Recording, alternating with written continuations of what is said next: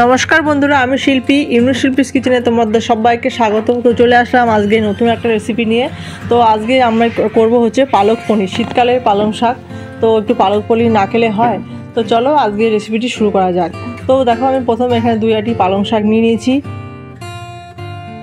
আর নিয়ে নিয়েছি দেখো এখানে একটা মিডিয়াম সাইজের রসুন কুচি, আর 2টো মিডিয়াম সাইজের পেঁয়াজ কুচি, একটা গোটা টমেটো কুচি, আর 4টে কাঁচা লঙ্কা কুচি, আর 1 ইঞ্চি আদা কুচি।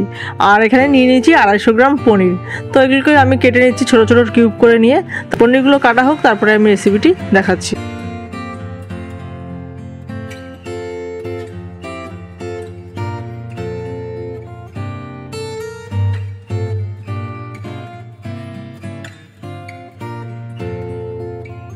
তো পনিরগুলো সব আমার ছোটো ছোটো কাটা হয়ে গেছে।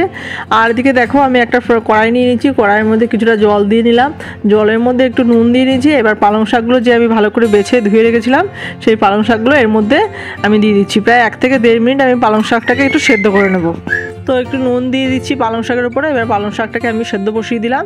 1.5 মিনিট থেকে আমি 2 মিনিট পালং শাকটাকে সেদ্ধ করব। তারপরে পালং শাকটা সেদ্ধ হোক, তারপরে পরে আবার আসছে। তো দেখো, পালং শাকটা মাঝখানে আমি একটুখানি নাড়িয়ে উল্টে দিচ্ছি। তো না হলে একদিকে সেদ্ধ হবে আর একদিকে সেদ্ধ হবে না। তো এই যে আমার 2 মিনিট হয়ে গেছে। এবার পালং শাকটাকে আমি তুলে নেব।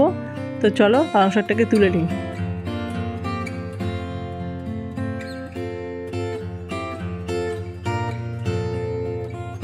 তো পালং শাকটাকে তুলে আমি আরেকটি পাত্রে আমি ঠান্ডা জল নিয়ে নিচ্ছি, ফ্রিজের ঠান্ডা জল। তার মধ্যে আমি পালং শাকটাকে ভিজিয়ে রাখলাম, তাহলে পালং শাকের কালারটা নষ্ট হবে না। আর তারপরে পালং শাকটাকে আমি ভালো করে চিপে নিয়ে আমি মিক্সারের মেশিনে 2টো কাঁচা লঙ্কা আর একটু পাতিলেবুর রস দিয়ে একটু পেস্ট করে নেবো। এর মধ্যে যদি চাও তোমরা ধনেপাতা দিতে পারো। তো আমার কাছে ধনেপাতাটা ছিল না, ওই জন্য আমি ধনেপাতাটা দিতে পারিনি। আর লেবু রসটা দেওয়ার কারণ হচ্ছে পালং শাকের কালারটা সুন্দর আসবে। তো দেখো, এই পালং শাকের কালারটা কি সুন্দর রয়েছে, মানে নষ্ট হয়নি, কালচে হয়ে যায়নি লেবু রস দেওয়ার জন্য। আর এখানে দেখো, আমি ফ্রাই প্যানে 1 টেবিল চামচ একটু তেল দিয়ে আমি পনিরটাকে একটুখানি হালকা ভেজে নিচ্ছি। তো পালক পনিরে কাঁচা পনিরই দেয়, তো আমার কাঁচা পনিরটা খুব একটা ভালো লাগে না, ওই জন্য আমি একটু হালকা ফ্রাই করে নেবো। তো চলো পনিরটা ফ্রাই হোক।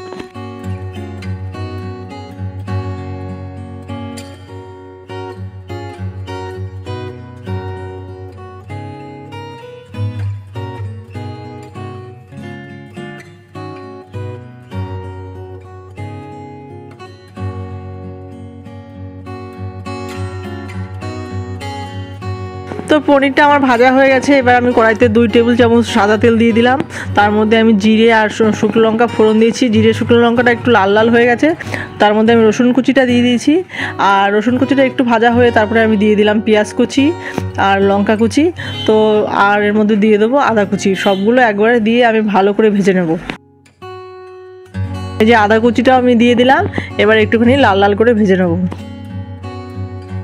তো পেঁয়াজ রসুন আদা সব কিছু আমার লাল লাল করে ভাজা হয়ে গেছে। এবার তার মধ্যে আমি দিয়ে দিচ্ছি টমেটো কুচি। তো টমেটোটা দিয়েও আমি একটু ভালো করে ভেজে নেব। আর একটু দিয়ে দিচ্ছি লবণ, আর 1 টিস্পুন লবণ। লবণটা দিলে পেঁয়াজ রসুন আদাটা একটুখানি মজে একটুখানি তাড়াতাড়ি ভাজাটা হবে, ওই জন্য 1 টিস্পুন লবণ দিয়ে নিলাম। এবার লাল লাল করে ভেজে নেব।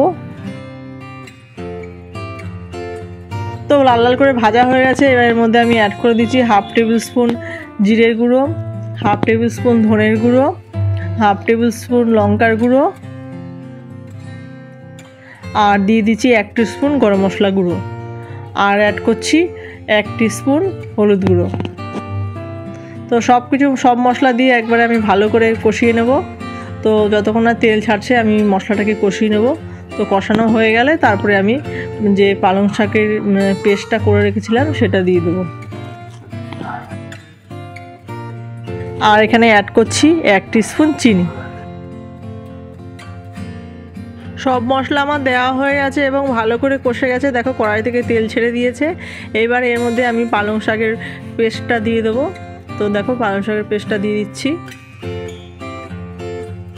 ভালো করে একটুখানি নাড়িয়ে নেব, সব মশলার সঙ্গে পালং শাকটাকে ভালো করে মিশিয়ে নেব।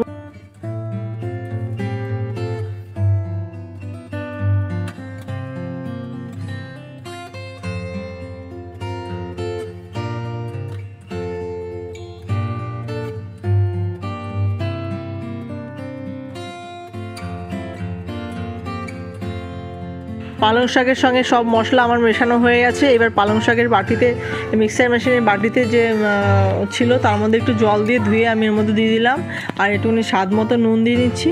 তো 10 মিনিট মতো ফুটে গেছে, তারপরে আমি এর মধ্যে অ্যাড করে দিচ্ছি পনিরটা যে ভেজে রেখেছিলাম সেই পনিরটা। তো পনিরটা দেওয়ার পর আরও 5 মিনিট আমি এটাকে কষিয়ে নেব।